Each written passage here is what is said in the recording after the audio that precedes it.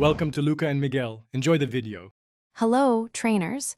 Today, we're diving into how to get the spooky yet powerful Gengar in your Pokémon X and Y game. First, you'll need to catch its pre-evolution, Ghastly.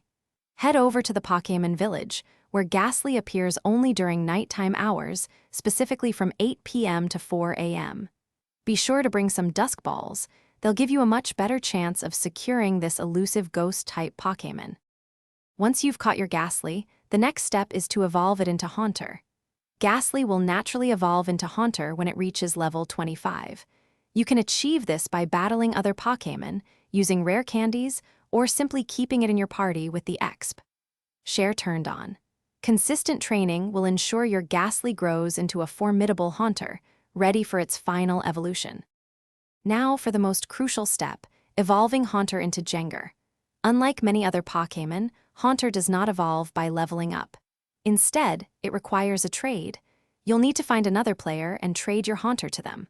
Upon completion of the trade, your Haunter will immediately evolve into Gengar. Remember to arrange for your friend to trade your newly evolved Gengar back to you so you can add it to your team.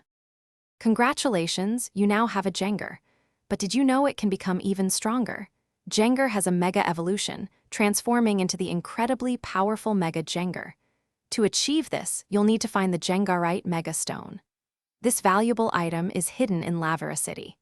Once you have it, your Gengar can Mega Evolve during battle, gaining a substantial boost to its stats and becoming an even more formidable opponent.